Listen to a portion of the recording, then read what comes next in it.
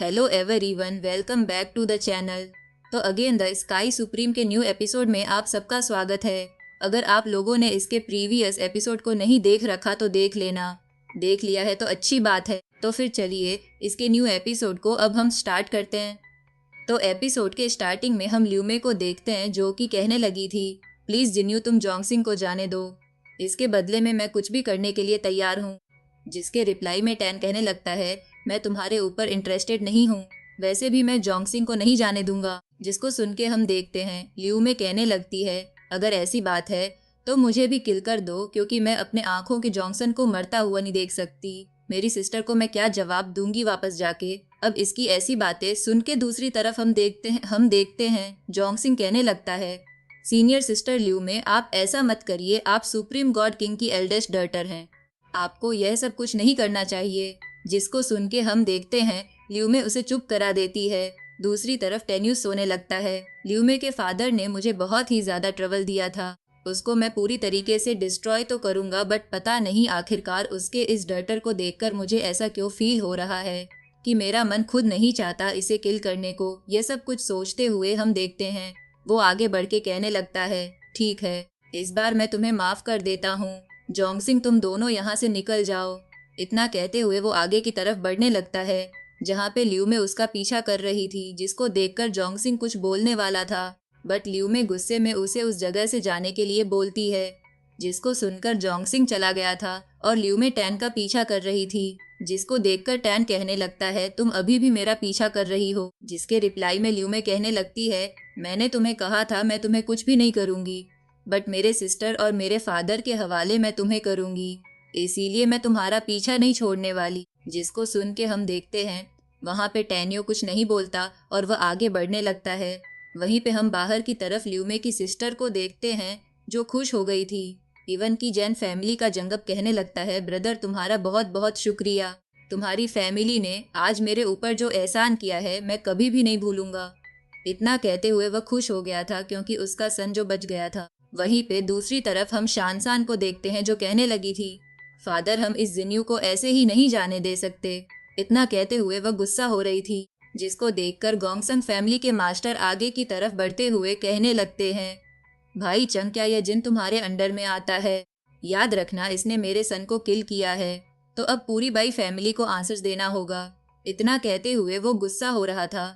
जिसको देखकर दूसरी तरफ हम बाइचिंग को देखते हैं जो कहने लगे थे, तुम्हारा जब भी मन हो आ सकते हो, हम तैयार हैं। अब ये सुन के हम देखते हैं दूसरी तरफ वहाँ फैमिली का मास्टर बाउसिंग कहने लगता है, बाइचिंग तुम कुछ ज्यादा ही बोल रहे हो, तुम्हारे इस जीनू ने मेरे सन मातोंग को भी किल किया है, तो तुम्हें इसका भी आंसर देना होगा। इतना कहते हुए वह कुछ बोलने वाला था, बट तभी हम देखते हैं उस जगह पे किसी की आवाज आ जाती है और वह कहने लगा था, बाउसंग तुम कुछ ज्यादा ही नहीं बोल रहे। इतना कहते हुए हम देखते हैं वहाँ पे गॉड किंग मूफेंग आ गए थे और वो सेलेस्टियल लॉर्ड लिंगसिया को ग्रीट करते हुए कहने लगते हैं, ब्रदर बाइचिंग तुमसे मिलके अच्छा लगा। इतना कहते हुए वो पोलाइटली ग्रीट करने लगे थे। जिसको देखकर दूसरी तरफ गॉड किंग बाइचिंग पूरी तरीके से शॉक हो जाते हैं और वह कहने लगते हैं, भले ही ब्रदर मूफिंग के साथ में मेरी कोई दुश्मनी नहीं है, फिर भी आज यहाँ पे ब्रदर मूफिंग इतने पोलाइटली मुझसे बात कर रहे हैं, आखिरकार इसका रीजन क्या है? यह सब कुछ वो सोच ही रहे थे। तभी हम देखते हैं गॉड किंग मूफिंग कहने लगे थे, बोशंग मैंने तुम्हें पहले ही बताया था कि तुम्हारे सन ने मेरे डटर को छेड़ा था, जिसकी वजह से जिन्होंने उसे किल किया, तो मैं होप करता हूँ कि इस मैटर को तुम आगे नहीं बढ़ाओगे। और रही बात गोंगसंग फैमिली और दूसरे फैमिली को, तो मैं तुम सबको बता दूं कि जिन्होंने मेरे ऊपर फेवर किया है, तो अगर कोई भी उसको कुछ भी करने के लिए सोचेगा तो उसको मुझसे होकर निकलना होगा। इतना कहते हुए गॉड किंग मूफेंग गुस्सा हो रहे थे। जिसको देखकर जंगब कुछ बोलने ही वाला था, बट हम देखते वहाँ पे सेलेस्टियर लॉर्ड तियांग जंग उन सबको शांत कर देते हैं और वो कहने लगे थे, तुम सब लोग कुछ टाइम के लिए शांत हो जाओ, लड़ना बंद करो। जिसको सुनकर सब लोग चुप हो गए थे। दूसरी तरफ हम गॉड किंग मूफेंग को देखते हैं जो कि कहने लगे थे, ब्रदर बाइचिंग मैंने कभी सोचा नहीं था कि जिन्यू तुम्हारे बाय फैमिली में जॉय हो जाएगा। मैंने पिछली बार उसे अपने आर्मी में जॉय होने के लिए कहा था, बट उसने कहा कि वो ऑलरेडी किसी को प्रॉमिस कर चुका है दूसरे गॉड किंग के अंडर में काम करने के लिए, तो मैंने यह नहीं सोचा था कि वह तुम होगे। कहीं पे तुमने उसे जबरदस्ती अपने अंडर में तो नहीं रखा ना?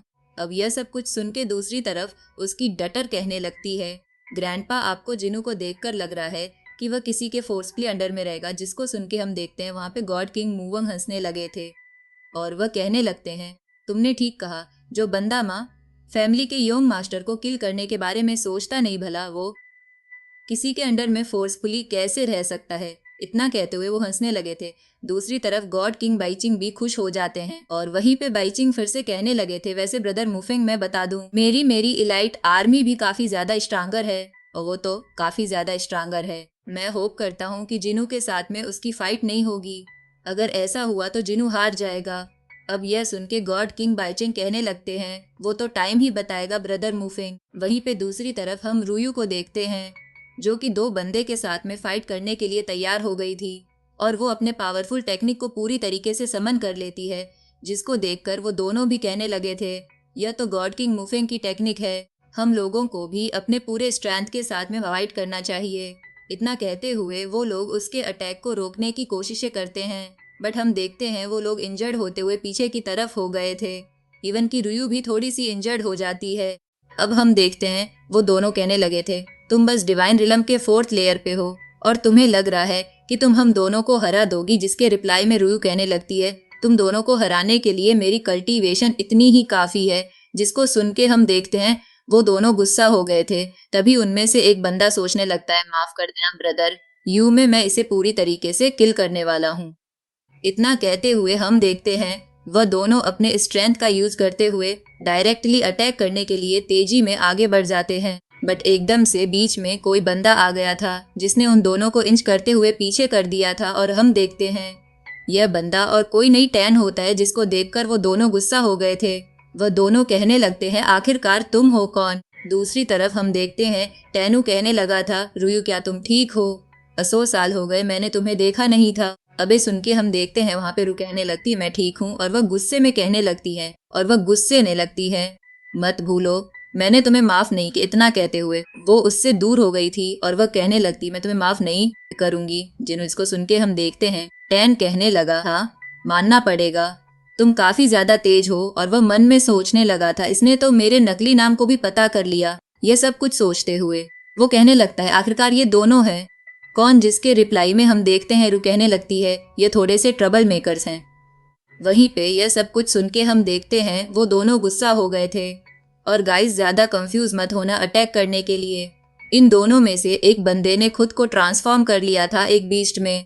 अब हम देखते हैं वो दोनों कहने लगे थे, तुम बस डिवाइन रिलम के 3rd लेयर पे हो और तुम्हें लगता है कि लड़की के आगे डॉन बन के तुम कुछ उखाड़ पाओगे।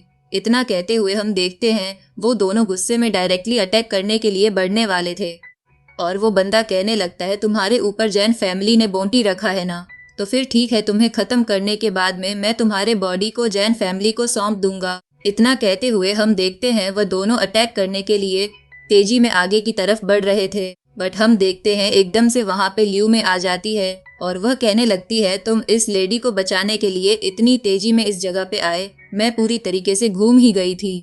इतना कहते हुए वह गुस्सा हो रही, जिसको देखकर वो दोनों थोड़े से डर गए थे और वह दोनों कहने लगते हैं, यह तो डिवाइन रिलम के 9th लेयर में है। वैसे भी जहाँ तक मुझे पता है इनके फादर गॉड किंग है, तो गॉड किंग कोई ऐसी चीज नहीं कि हम आसानी से छेड़ सके, तो हम दोनों को यहाँ से चलना चाहिए। इतना कहते हुए वो लोग भागने लगे थे, बट हम देखते हैं टैनियो उन्हें रोकते हुए कहने लगता है, कहाँ पे जा रहे हो, वैसे भी कोई बंदा इस जगह पे छुपा है, क्या तुम इतने ज्यादा कावर्ड हो। इतना कहते हुए टैन उसे बाहर आने के लिए बोलता है।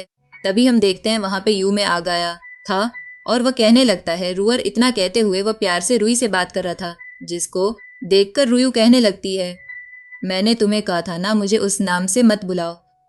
अब ये सुन के हम देखते हैं टैन गुस्सा हो गया था और उसे एक चांटा मारता है और वह कहने लगा था, तुम्हारी इतनी हिम्मत।